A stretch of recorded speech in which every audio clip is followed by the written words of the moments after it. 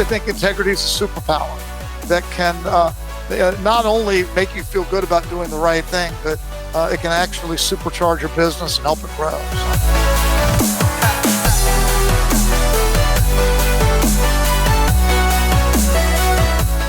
And welcome everyone to Work 2.0 podcast. Today we have with us an interesting guest, and we will gonna have an interesting conversation that's very applicable to today's time. We have Rob Chestnut.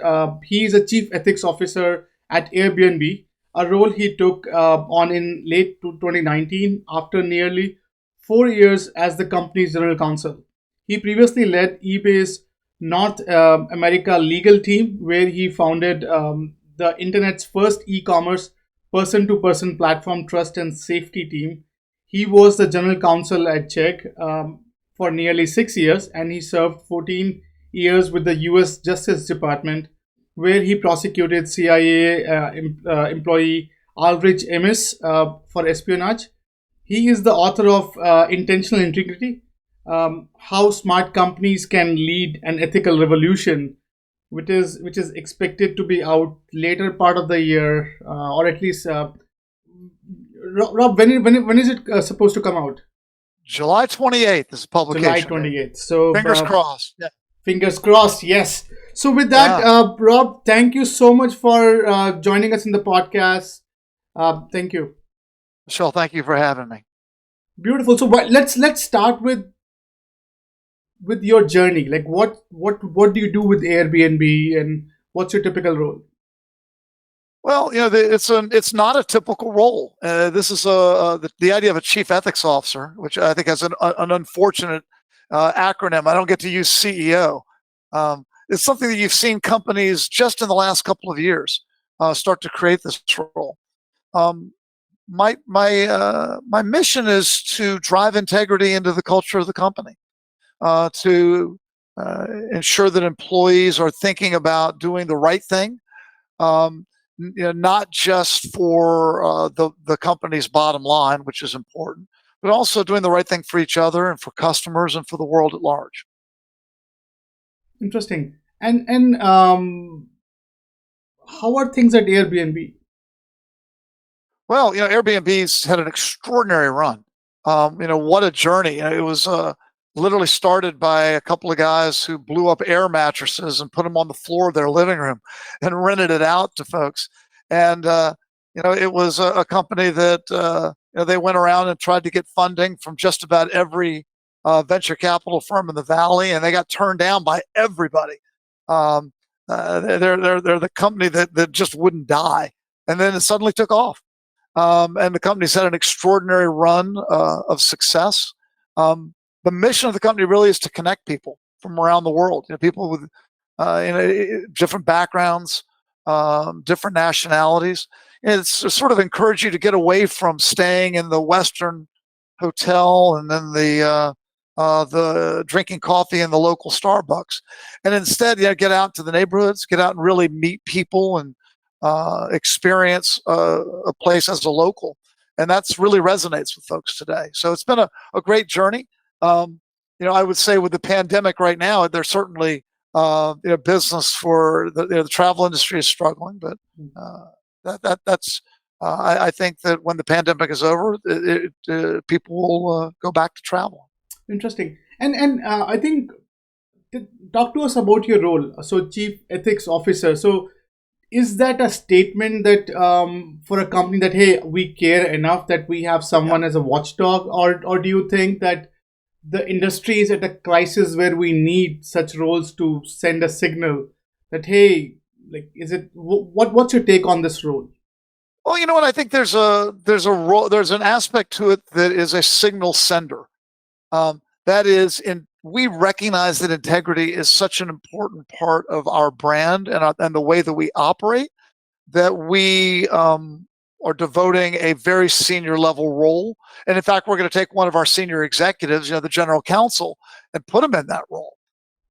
There's also a lot of practical to it, that integrity is something that people put on a poster, They stick in a code of ethics that's buried somewhere in HR files, but it's not something that gets talked about much. And so the role really is about how do you practically bring integrity into the conversation of a company and drive it into decisions. So both a ceremonial, symbolic role and also a very practical one. Interesting. And from your vantage point, what do you think? How is um, the world of ethics going when it comes to business side? I think we are experiencing, I call it an ethical or an integrity revolution. And here's what I mean by that. For decades, companies operated with one goal in mind. That's to make money, right? Let's get the share price up. What's happened, though, is that during that period, a lot of bad behavior got swept under the rug. Sexual harassment, um, payoffs, accounting irregularities. But something happened, and that's the internet. And the internet, what the internet's done is it's created a platform for individuals to speak out. Now what you've got is a situation where one employee, take Uber, Susan Fowler. Susan Fowler's blog post single-handedly changed the course of that company. And the internet empowers individuals, gives them a voice and a chance to speak up. And I think during this time, during this revolution, employees are increasingly feeling that they want to have an impact on the world. And they are not going to sit quietly and watch while a company behaves in ways that are inconsistent with their values. They'll walk out. And we've seen company employees, everything from Amazon and Google and Wayfair and the like. Company employees are speaking out. They don't like what they see.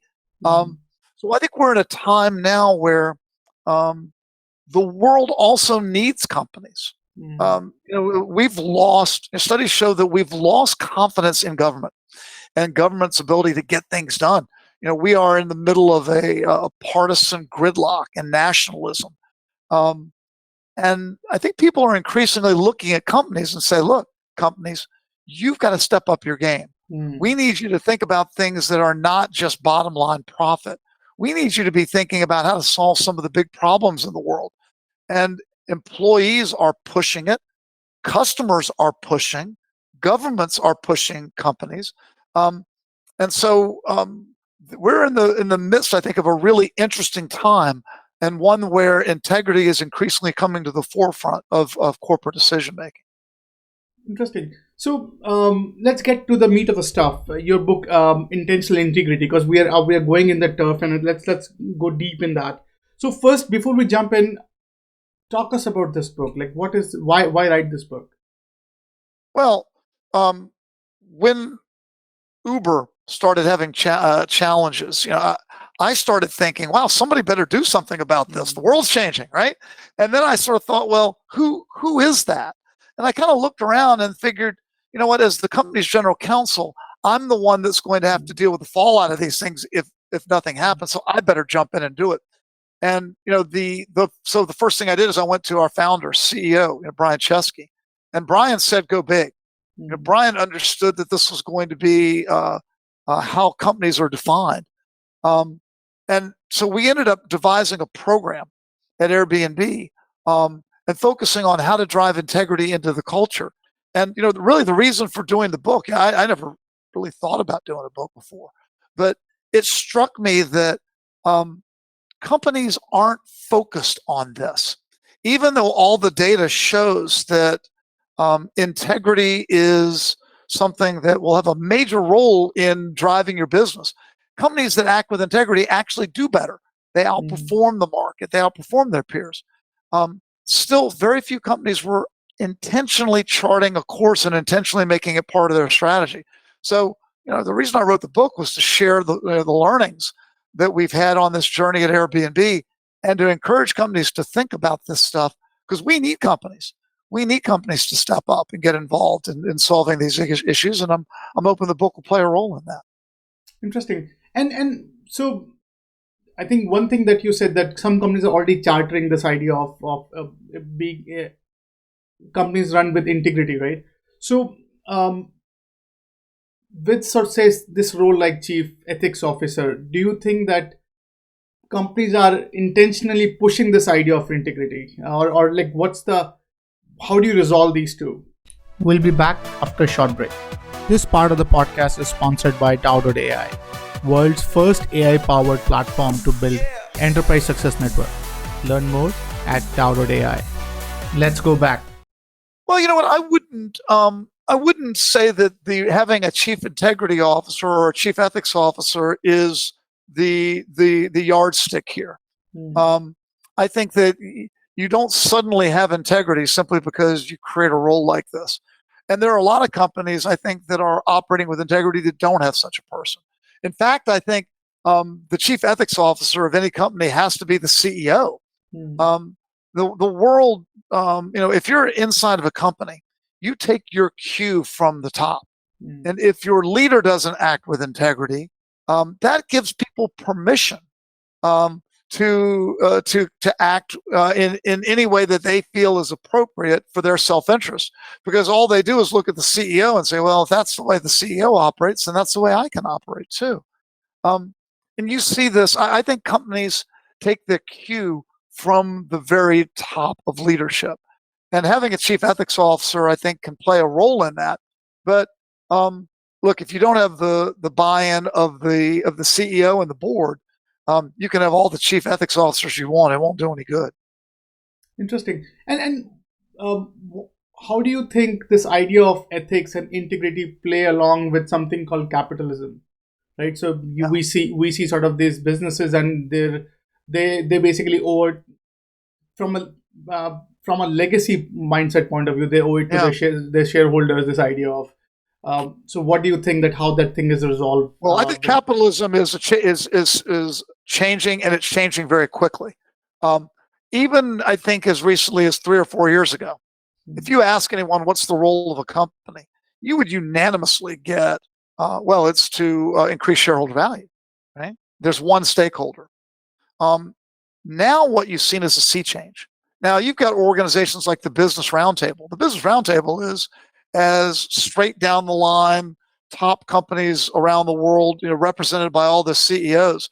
That organization has come out and endorsed the concept that companies have a bigger role than that. Companies need to embrace a multi-stakeholder approach. And what do I mean by that? I mean that take Airbnb. Airbnb believes that it has an obligation to its investors and shareholders, but it also believes that it has an obligation to its employees, its customers, including guest and host, and it has an obligation to the communities where it does business. And that whenever Airbnb makes a major decision, it has to think about what is the impact of that decision going to be on all of our stakeholders and weigh that. Um, and by the way, Airbnb is not alone here. I mean, as part of the book, I spoke to Adam Silver at the NBA. Adam Silver would tell you that he's got an obligation to the owners of the company of the teams to make money and to generate revenue for the league. But he's also got an obligation to the players. He's got an obligation to the fans, to the referees, and to the communities where the NBA does business. And you see in their decisions that they think about these things. So that's why the NBA was the first league to shut down the season in light of the coronavirus, and they did it because they immediately saw that they would not be able to operate by in a way that could protect the safety of the players and the safety of the fans. And they realized, for example, if they kept playing games, um, that the gatherings where the games were played would have a negative impact on the communities where they were operating. So I think companies that take a long view and that aren't worried about this quarter's number, but are worried about are thinking instead about multiple stakeholders. I think that's where capitalism's going. And Vishal, one thing that's interesting about that is um, study after study shows that companies that think about integrity and ethics um, actually outperform the market, and they do better than peer companies that don't put a focus on ethics. So the interesting irony of all this is that if you recognize that you've got broader obligations to a number of stakeholders, over time, this will actually rebound to the benefit of your stakeholders. And so, in other words, operating with multiple stakeholders in mind is actually good for shareholders.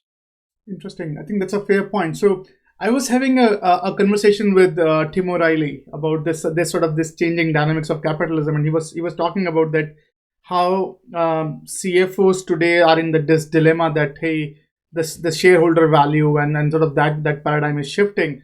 So when you look at, say, ethics and integrity, who do you think would be apt for running that charter for an organization? Like, who would be, because earlier CFO used to play a very critical role when it comes to the perception of the health of the company from the capitalism point of view. Now, as you're rightly saying, that even these dynamics of ethics and integrity, they outperform their counterparts. So from your vantage point, who is the ideal candidate to be leading this charter of ethics within the company? Well, everybody has to play a role. Right? I mean, if your CEO and leadership team aren't bought in, and that includes the board, then you'll go nowhere. So it has to start there. But everybody's got a role. I think general counsel have a role. Certainly, chief people officers or heads of HR play a role. I think that the more success you will have more success if you can drive it throughout a company. I don't like the idea that one person owns it. That's sort of I call it in the book the Moses syndrome. The idea that somebody comes down from the mountain with stone tablets and tells everybody the way to operate.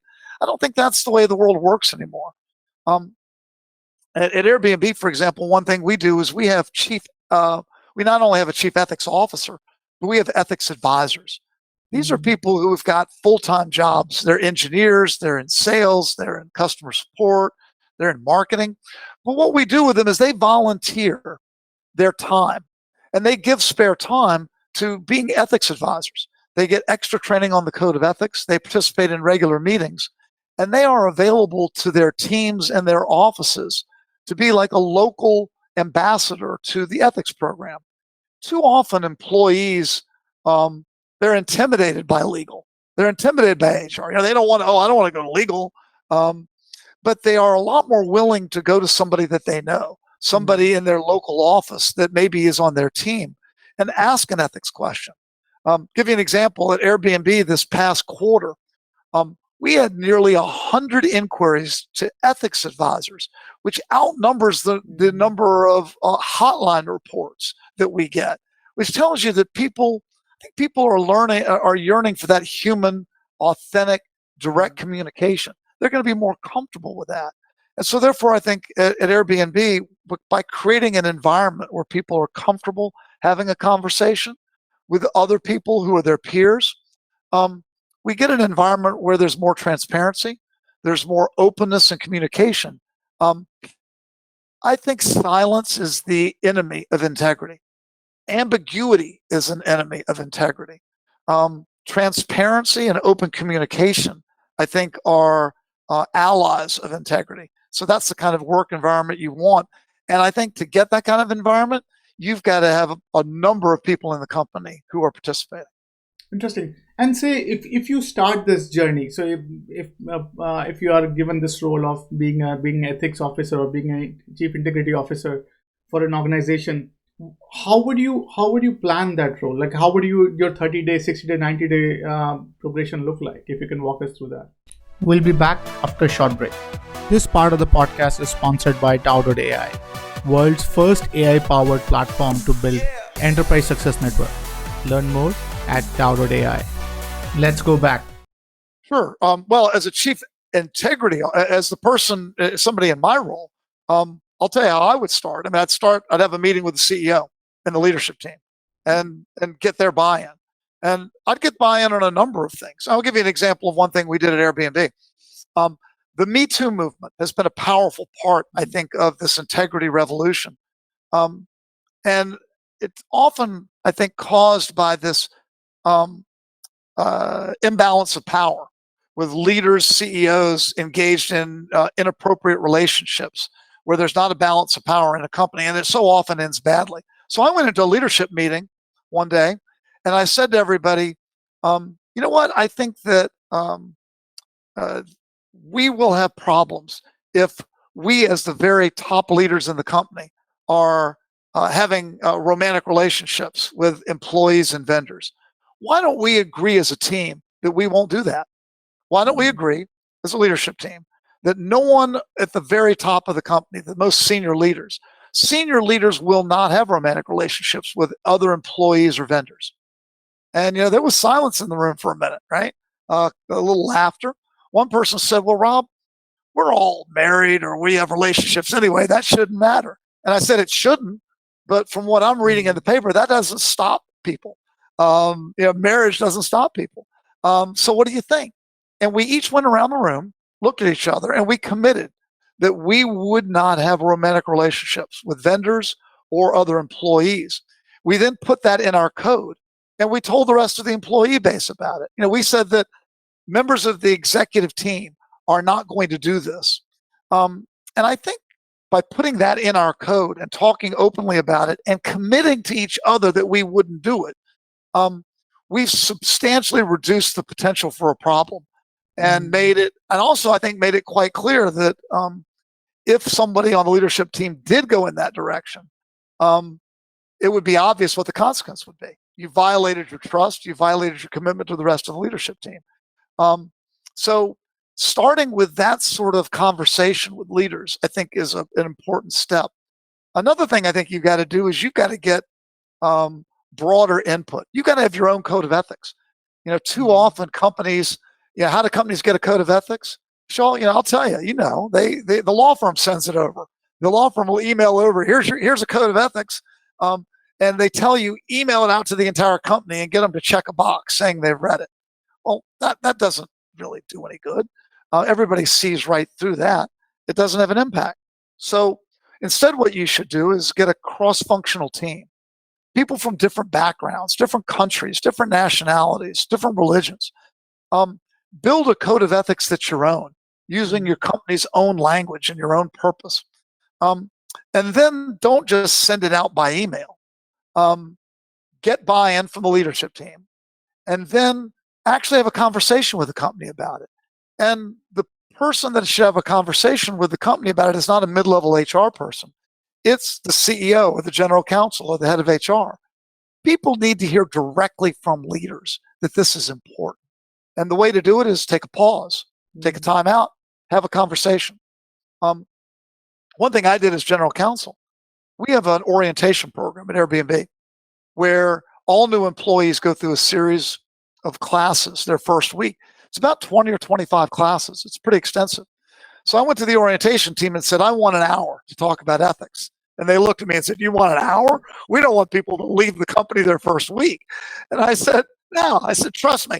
I said, I think we can do this in a way that is engaging. And what I did was I started a class for orientation where we just talk about real life examples of ethical problems and challenges that have arisen at Airbnb. And ask, like with employees, do you think this violates our code and why? Vishal, it's the number one ranked class in orientation by new employees. And I've been surprised and really touched by the impact it's had. I've had employees come up to me afterwards. Look, I had a woman a couple of months ago came up to me and she had tears in her eyes at the end of the session. And she said, Rob, I left my last company because my boss kept propositioning me. This is a major, large tech company in the Valley. And she said, I didn't trust my company to do the right thing if I reported it. So I left. And she said, if I had heard this sort of message from a leader when I started that company, I would have reported it and I'd still be there. You have no idea, Rob, what it means to me to work at a company where I know this really matters. And that's the kind of reaction you'll get if you have a human conversation from a leader to employees about integrity. Interesting. So And thank you for sharing that. I think that's phenomenal.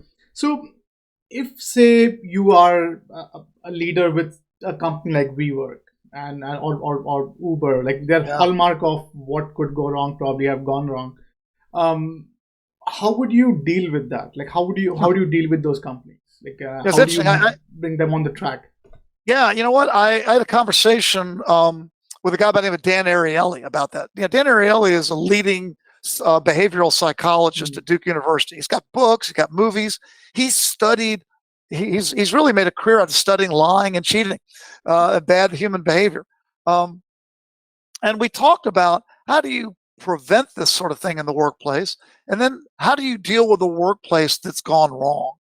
And when that last question, Dan looked at me and he said, um, "You've got to call a big timeout, and you've got to make a major deal of You need a restart, mm, um, because once people get comfortable operating a particular way, um, it's hard to shake them out of it.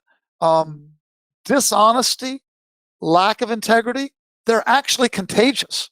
They are. And they're contagious because people look to others for cues about how they should act. We all want to feel good about ourselves. mm, And if others are acting a particular way, that gives us implicit permission to act the same way. We, mm, if we think others are acting poorly, then we will feel okay about acting poorly. If we feel that others are acting with integrity, that causes us to raise our game and do the same. So, where you've had these poisonous environments, um, you've got to send a major message that the old way of doing things is not the mm. way we're going to do business anymore. But you've got to call a major reset. It's got to come from the top of the company. You've got to send a strong message at that point that there's going to be a difference. Otherwise, you won't be successful with incremental measures. Interesting. And what would be your like first couple of steps that you would take? So getting the messaging out that things are changing. What Yeah. else do you think are relevant? I would call together a group, a cross-functional group across the company for a new code of ethics, a personal code of ethics that is specific to the company. Um, I would then roll it out with a conversation led by leaders with their teams about the code. And let me give you an example of the sort of conversation you need to have. A lot of companies don't talk about alcohol. Mm, Okay, you notice like with things like WeWork and Uber, a number of the problems started mm, with parties where people were drinking too much, and you right. see this over and over again in companies. Um, and people have asked me, well, we never talk about alcohol. We just sort of assume that people will, do the right thing here, but we really can't say anything about how much alcohol you drink, can you? And I said, well, why not? Um, so we had a rule. We have a rule at Airbnb. You're always at work when you're with someone from work, and when you're Mm, with someone from work, our rule is you must only drink in moderation. That's the most, right? So what does that mean? Right? Like, mm, okay, mm, well, um, when I'm in a room with people at Airbnb, I say, look, there are probably 100 definitions of moderation just in the room, and then I share with them a personal situation. I call it Rob's rule. Rob's rule on alcohol. Here's my lifelong rule. Whenever I'm with someone from work, I have a 2 drink maximum. So why 2 drinks? Well, mm, um, I enjoy a good glass of wine or a local beer when I'm on the road as part of socializing with people from work. And I know it doesn't matter how much food I'm eating or how much sleep I've had the night before. I know that I can have 2 drinks and I'm going to be okay. I know that about myself personally. Now, more than 2 drinks, I don't know what that third drink might do under particular circumstance. And I don't want to find out because my career is more important to me than that. So I have a very public statement about it. I'm not going to have more than 2 drinks. And I know that. Then I tell folks from Airbnb, you don't need to adopt Rob's rule. That's my personal mm, rule. But everyone needs to have a personal rule about alcohol and work.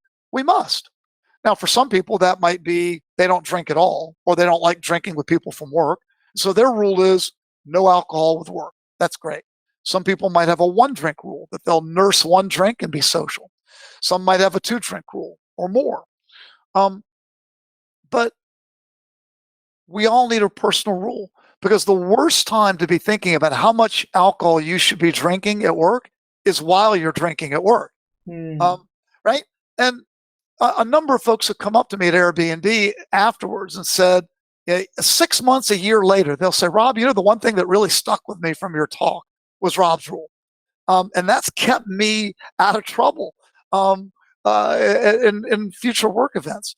But you need to have a personal, authentic conversation as a leader with employees at a company. But just that one conversation that I've shared with everyone at Airbnb, I think has helped set the right tone about what the place of alcohol is at work at Airbnb. And at Airbnb, we don't have parties that are about alcohol. We have parties that are about something else, where we serve Hmm. alcohol and non-alcoholic beverages. We always serve food, and we make sure that we keep the time limit to a shorter time frame so that nobody gets wasted. We'll be back after a short break. This part of the podcast is sponsored by Tao.ai, world's first AI-powered platform to build enterprise success network. Learn more at Tao.ai. Let's go back. Interesting. And I think you shared an interesting point about the story about this lady who has seen some of the behavior in her previous company. So if you're on the other side of this table, right, and if you're receiving sort of this something which is challenging your perception of integrity, or whether you call ethics and how do you behave, what would you say one should do? What would your suggestions to those people? Yeah, one real key is you have to create an environment where people are comfortable coming forward and sharing their stories of problems. Right? In so many workplaces, like the workplace where the woman worked before, people are afraid. And sexual harassment's a big part of it, right? Because um, people are afraid that they'll come forward, but that it'll be a one-on-one, and the more senior person will be believed because they're the more senior person, and you're just one voice and there's no evidence. So I'll give you an example of something that we did at Airbnb to help combat that. Um, Traditional hotlines don't work very well for sexual harassment. Again, Mm, people are afraid to come mm, forward to the hotline. They're afraid that it's going to be just me alone. Um, mm, and even if you encourage anonymous reporting, well, the anonymity doesn't do you any mm, good. You can anonymously say that you're a victim of sexual harassment from mm, a particular boss. Well, what's the company going to do with that information? Well, the first thing they're going to do is go talk to that boss and say, "Is it true?" mm, Well, uh, then that boss knows who reported them, right? Because they know who they mm, sexually mm, harassed. So now they can retaliate, and the company can't even protect the anonymous reporter because they don't even know who reported it. One thing we did at Airbnb is we're experimenting with other ways of doing reporting. So there's a company called Vault. Now, mm, Vault is a new way of reporting workplace problems. Instead of using the traditional, using the company's portal to do a hotline, Vault is an app you put on your phone. So employees could put the app on the phone and report through the phone. And Vault has a feature called Go Together. So what you can do is you can report a particular person for sexual harassment, but the report won't go to the company unless another person reports that same individual for sexual harassment. interesting. So the company only finds out about it if two people are going together. And one lesson of Me Too is the Mm, TOO part. People are mm, comfortable coming forward if they know they're not alone. mm, They can come forward with something else, right? There's power in victims coming forward together. And so why not build tools that will help people feel more comfortable and help them come forward with someone else? And when you adopt these sorts of tools in the workplace, you're sending a message to all your employees. You know what? Um, we really do want this information. We really do want to know when these problems come up, and we're serious about addressing them. interesting. And if you look at some of the companies who are sort of in limelight about things, have not gone the way it should have been on ethics. Many of these are startups with the hockey stick growth, right? So these are the startups where things were working so rapidly that just They just pretty much did it more and at an exploding rate. So how would you, like, when you wrap your head around sort of these companies, what is your take? Like, when is the time to think about these things? Because they Yeah. have seen this growth, they have seen exploding demand, and everyone is focusing on delivering more and more, and it's working for them. Whatever they do, it's just the science says that it's just working for them. So, Yeah. what would you take? What would you say to those companies and sort of? I think you start in the garage. You start really early, because I think a company's culture starts in its very earliest days. Um, you want to be ready for that growth because that growth will challenge your culture. I think what you find is that some companies might be able to survive for a while and even thrive for a while without talking about integrity or making it a focus.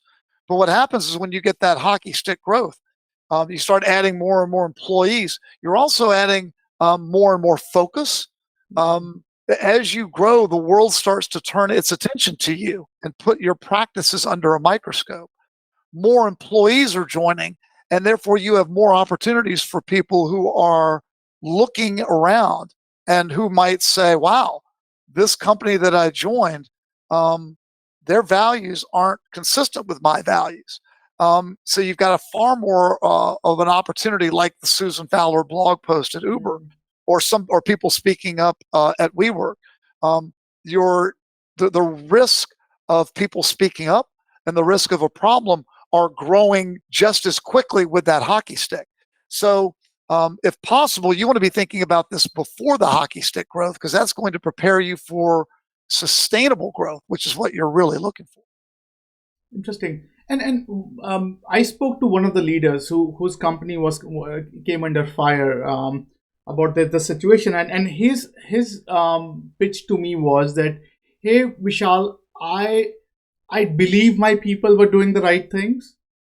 I have never been discussed anything about that, and I assumed everything is working nicely unless this so-called shit hits the fan, and then it just all over the place. And his point of view was that my ability to respond is as good as the people that I hold accountable. And sort of, and basically he said now everyone is pointing at me, but the point was that I had sort of this HR systems in place to catch that, but they never end up sort of getting. Yeah. And so, what would you tell to those people who somehow smell something like this and pretty much like feeling landlocked when it comes to how to go about that? Yeah, I think the leader that you described failed because they started by assuming, right? Hmm. They assumed that everybody was going to behave the right way. They Hmm. assumed that they had a process in place and that they assumed that others were going to handle it. Um, Look, as a CEO, you can't outsource integrity, right? You can't count on somebody else doing it. You are the one that has to set the tone. So, look, this is something that it doesn't consume you. You should have other people who are focusing on these things and setting up process, but you've got to be the one speaking out about it directly with employees at company meetings, at leadership meetings, because um, that sort of ambiguity is created when you don't talk about it. People are looking to you to set the tone. So having all the processes and all the people in place, that's nice. Um, but as the leader, that's a unique obligation that you cannot delegate. Fair point. So in your book, you talked about sort of 6 C's to get started with. Yep. Can you walk us through them? And then the Sure. other thing is that what, like, how you come up with that? Yeah, you know what? The first C is start at the top, right? Start at the top with the CEO. Make sure that you have buy-in from the top of the company, because as I said earlier, without buy-in at the top of the company, you're wasting your time. The second C is the customized code of ethics that we talk about. Don't download something off the internet and stick your logo on it. Build something that is unique to your culture and do something that your employees have a hand in creating, so that it's something that is owned by the people, not something that is sent out by email with a checkbox. Um, Number three is communicate the code. Again, we talked about this. This is something that leaders have to take the responsibility. Don't send it out in an email. You need to have a talk with all new employees at orientation right up front to set the tone. Talk about it at company meetings. Don't just leave this to the break room compliance poster with a little 4-point font on it. That's no way to send a message. Number 4, you need a clear reporting system. You need to create ways where people aren't afraid to come forward and talk about issues when they see them. Without that sort of reporting system, if people aren't comfortable talking, that's when things fester, boil, and then they end up blowing up in a major blog post or in significant stories that can wreck the brand and actually destroy your career as a leader. The 5th are consequences. We haven't talked about those yet, but consequences are when the code is violated. There have to be meaningful consequences, because otherwise people will see that, well, you're not very serious. If people are free to violate the code with impunity and nothing ever happens to them, then obviously it's not very important. There's a particular danger in this area if leaders are afraid to hit the most productive employees. Like, well, I know this guy, this leading salesperson did wrong, but he's our leading salesperson, so we can't actually enforce the consequences against them. So what you should be doing is you should be proactively cutting off the problem, having a talk with your salesperson and your leading salespeople about the importance of integrity up front, so you aren't put in that uncomfortable position. But once you're in that position, you have no choice but to take action. Otherwise, you'll really be seen as a phony. And the last C is constant. You need to have a constant drumbeat of communication about this. You can't just have a talk at orientation and assume that people remember. So I'll give you an example of something that we've done at Airbnb. We do videos, integrity videos. I'm not talking about the 2-hour sexual harassment video that some third party creates. We actually make our own. And we do it actually with not a lot of fancy equipment or a big budget. Here's the camera that we use to create our videos. It's my iPhone. And we use a little $10 drugstore tripod. And we do 3-minute videos each month on a different topic related to integrity. And we make them actually kind of funny. There's humor involved in them. And we don't require people to watch them. What we do is we challenge ourselves to make something that's interesting and funny enough that people will want to watch it. And every month, between 1,000 and 2,000 unique employees at Airbnb voluntarily watch an ethics video that we send out. And they're on things from how to interview with integrity. What are interview questions that you shouldn't be asking? How to deal with alcohol in the workplace. How you should deal with problems around gifts and what gifts you should be accepting from vendors. And what about personal use of office resources? Employees actually write me and want to appear in these videos, and they come with suggestions on topics for videos. So that's a great example of, you don't just rely on a one-time talk. You keep the conversation going so that people are always keeping it in mind that this is important behavior for them to be engaging in. Interesting. So, and are these videos public by any chance? The videos are not public, but with my book, what I'm going to be doing is going out and speaking at a number of conferences, and I've gotten permission from people who appear in the videos to let me show these at some conferences. So as soon as we're all traveling again and gathering in groups, I'll be out at a number of places to give people examples. Interesting. But I'll tell you, people shouldn't be intimidated into doing these. These videos are terrible. The production quality is terrible. The acting, I appear in a number of the videos myself, and I'm terrible at acting. My daughter is an aspiring actress in college. She runs from the room in horror when she sees these. But I think part of the point of this is that, you know what? It's authentic.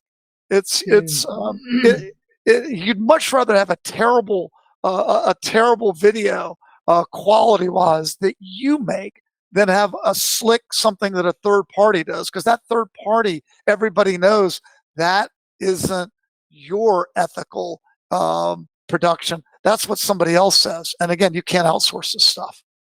That's true. So, tell us about, say, your responsibility or responsibility of a chief ethics officer in maintaining the ethics of an organization. So, if suppose some outbreak happens, God forbid, so who who will be responsible for that? So, do you think that?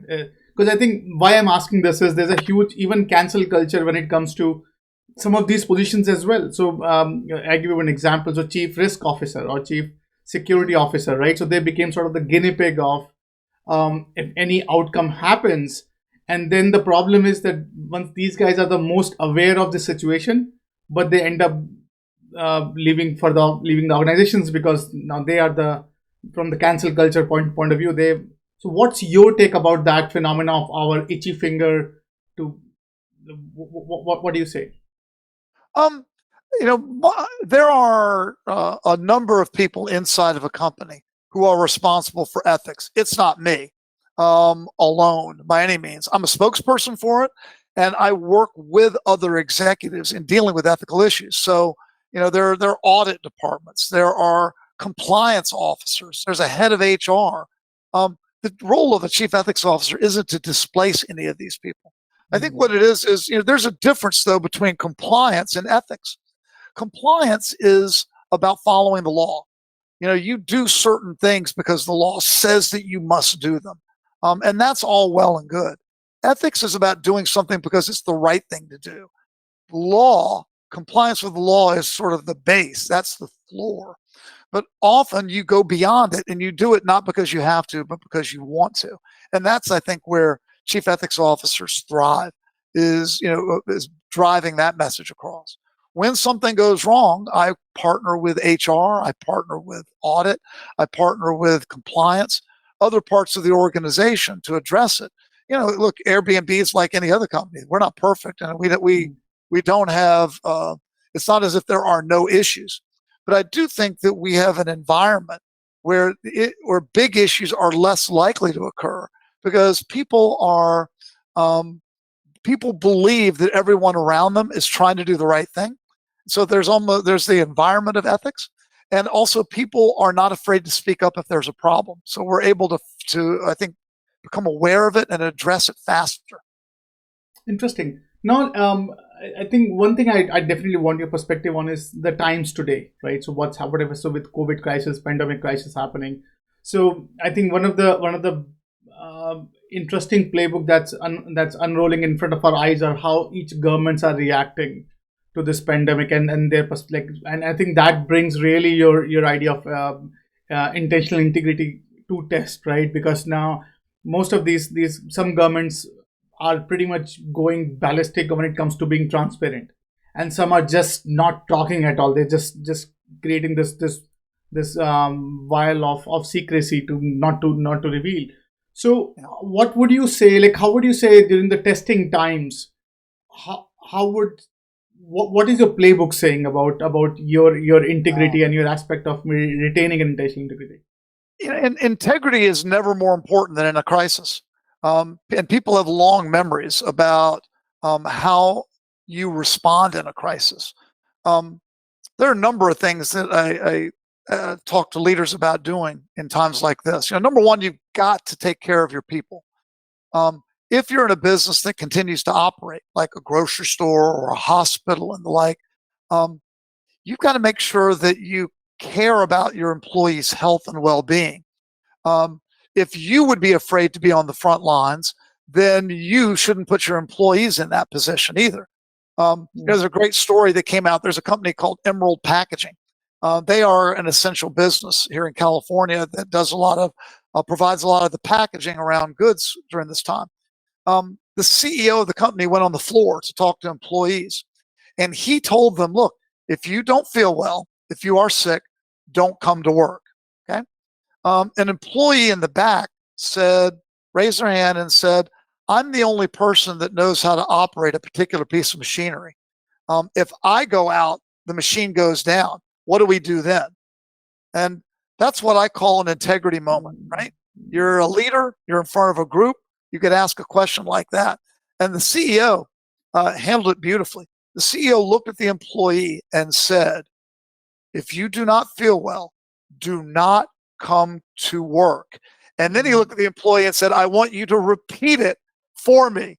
Do not come to work. And the employee said, do not come to work. And everybody laughed. But the CEO made the point. So often, how would a message like that be delivered? A company that's not thinking in a crisis would have a mid-level HR person send out an email with 20 points in it, one of which would be, if you are not feeling well, don't come to work.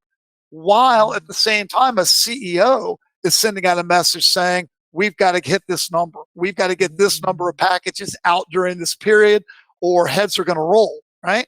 So that's sending two different messages.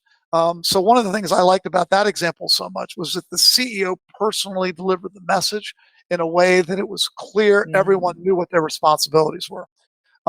Another way to take care of people is that, look, a lot of companies in these circumstances are struggling financially.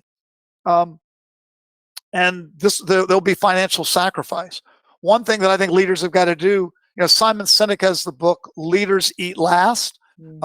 I'd add a corollary, a leader's sacrifice first.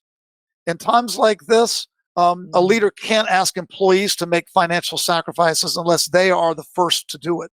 So I applaud leaders that are foregoing salary or taking substantial salary cuts, and who are putting the financial burden, first on the leaders who can afford it most, and as a last resort, putting it on the people at the low end of an organization. There may still need to be layoffs, and you can ethically do layoffs or furloughs, but make sure you explore all of the options first. Maybe there are ways to avoid it. Maybe you can get concessions on rent. Maybe you can get concessions from suppliers. Or even if you still need to take action, you can use furloughs or do something that will enable the employees to at least maintain health benefits and the potential of recovering their job when this is over. People will have long memories about whether you went out of your way to help treat them with respect and integrity. One other thing I'd point out is be good to your other stakeholders. Can you do good for your suppliers? Can you do good for the communities at large in this time? Because people need help in these times, and this is a great way to help other stakeholders if you're in a position to do so. And you can do it in ways, by the way, that might not really cost you anything. One example, there's a shelter, a group of family shelters in the Bay Area, and they got the word to me through my network that they were really hurting for food, particularly snacks, that businesses they relied on to give snacks to families that are in these homeless shelters were shut down, and they didn't have any. And you know what? I thought, my company has a lot of snacks, and the snacks are just sitting there in these darkened, empty offices going stale. What's going to happen if we go 2 or 3 months? Well, they'll get thrown out. So why can't we put these snacks that are in offices all over the area, why can't we put them to people that really need them right now? So, I put up a LinkedIn post to my network, and the response has been phenomenal. Beautiful. Companies are reaching out to me. Multiple companies are reaching out to me every day wanting to know, how can I donate my snacks to a family shelter and do a small thing to help others in this time? And that's, I think, one thing that's a silver lining in all of this is the way that so many companies have stepped up, doing things that are helping others at a time of need. And I think crisis often reveals character in companies. And it's been cool to see a lot of neat examples like that. Interesting. Thank you so much for sharing your perspective on that. I think that brings us to the tail end of the conversation. So I want to spend a few minutes on your journey. So we ask all of our guests to talk about or share some of the things that has really helped them be successful and achieve what they have achieved. Like, what would you attribute those qualities or your success to? One thing for me is always being open to new things. I was a federal prosecutor, for example, for the first part of my career. And federal prosecutors traditionally spend 40 years prosecuting criminals, or they may go out and become criminal defense attorneys. And I didn't really want to do that. I Mm. wanted to go out and do something positive in life. Um, so, in a sense, of I wanted to help build. Um, and but I couldn't figure out what it was that I was going to do. And during that time, there was a small little company in my jurisdiction in Northern Virginia where I was a prosecutor, and I kept hearing about this company from other prosecutors, and I kept thinking, "What is this company?" So curiosity got the best of me one day. So I went out and I got one of these computer discs that this company handed out. The name of this company was America Online, right? And I put the disk in my computer and I plugged the phone line in the back of my computer and got onto this thing called the internet. And it opened up a whole new world to me. Um, Through that journey, it ultimately led me to applying for a job with a company that I became introduced to online called eBay. I ended up joining eBay when there were only 170 employees at the company. Um, but they were open to having a federal prosecutor join their team and be able to add and believed in me that I could add value. And I was open to doing something completely different in life. I think multiple times over my career, I've learned that careers are not step ladders, they're jungle gyms. Be open to different things because that's how you grow. Um, I would think that would be one lesson. Um, and I think number two, um, be good to others along the way. By being someone that's fun to be around and somebody who genuinely cares about your colleagues, um, you're the first person that people call when there's a job opportunity. So I think that's been something that's really been helpful to me throughout my career. That one job has often led to the next, simply because I genuinely like being around other people and care about them and show empathy, and that's something that people often appreciate. Awesome. And we ask all of our guests to share some of the favorite books that they have read. So Yeah. besides intentional integrity, like what would you suggest? Yes.